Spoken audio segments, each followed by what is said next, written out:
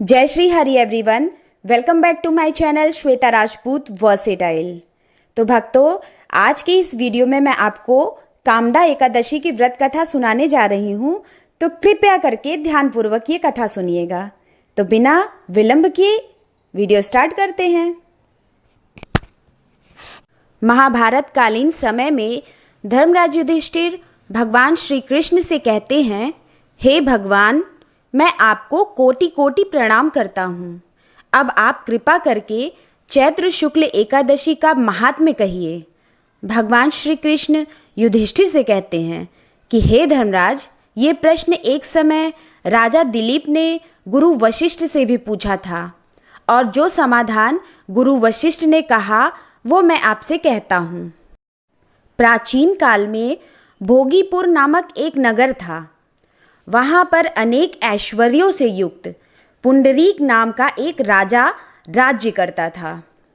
भोगीपुर नगर में अनेक अप्सरा, किन्नर तथा गंधर्व वास करते थे, जो गायन और वादन में निपुण और योग्य था।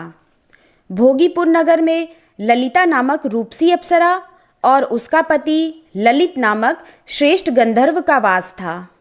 दोनों के बीच अटूट प्रेम और आकर्षण था। वे सदा एक दूसरे का ही स्मरण किया करते थे। एक दिन गंधर्व ललित दरबार में गायन कर रहा था कि अचानक उसे अपनी पत्नी ललिता की याद आ गई। इससे उसका स्वर, लय एवं ताल बिगड़ने लगा। इस त्रुटि को कारकोट नामक नाग ने जान लिया और ये बात राजा पुंडरीक को कह दिया।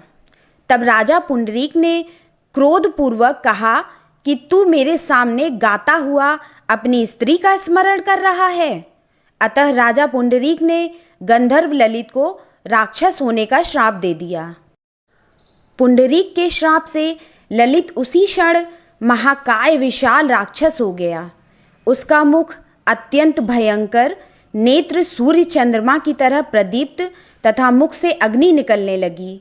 उसकी नाक पर्वत की कंदरा के समान विशाल हो गई और गर्दन पर्वत के समान लगने लगी। सिर के बाल पर्वत पर खड़े वृक्षों के समान लगने लगे तथा भुजाएं अत्यंत लंबी हो गईं। कुल मिलाकर उसका शरीर 8 योजन के विस्तार में हो गया। इस प्रकार राक्षस होकर वो अनेक प्रकार के दुख भोगने लगा। जब उसकी प्रियतमा ललिता को ये वृत्तांत मालूम हुआ तो उसे अत्यंत खेद हुआ और वो अपने पति के उद्धार का यत्न सोचने लगी। वो राक्षस अनेक प्रकार के घोर दुख सहता हुआ घने वनों में रहने लगा। ललित सहस्त्रों वर्ष तक राक्षस योनि में घूमता रहा।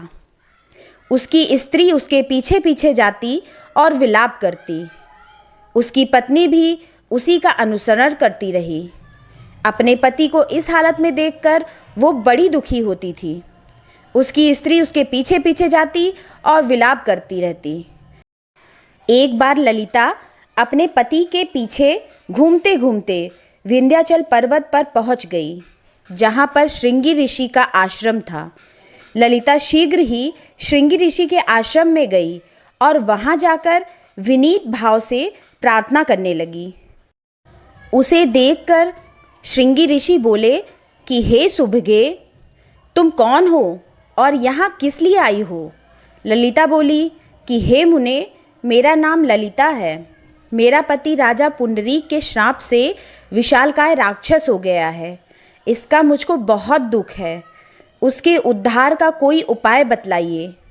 श्रृंगी ऋषि बोले, हे गंधर्व कन्या, अब चैत्र शुक्ल एकादशी आने वाली है, जिसका नाम कामदा एकादशी है। इसका व्रत करने से मनुष्य के सब कर्म सिद्ध होते हैं। यदि तू कामदा एकादशी का व्रत कर उसके पुण्य का फल अपने पति को दे तो वो शीघ्र ही राक्षस योनि से मुक्त हो जाएगा और राजा का श्राप भी अश्वमेव शांत हो जाएगा।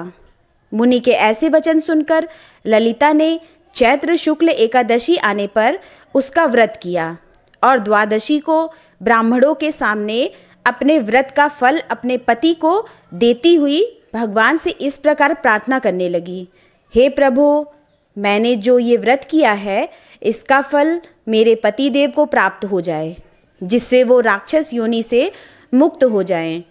एकादशी का फल देते ही उसका पति राक्षस योनि से मुक्त होकर अपने पुराने स्वरूप को प्राप्त हुआ। फिर अनेक सुंदर वस्त्राभूषणों से युक्त होकर ललिता के साथ विहार करने लगा। उसके पश्चात वे दोनों विमान में बैठकर स्वर्गलोक को चले गए।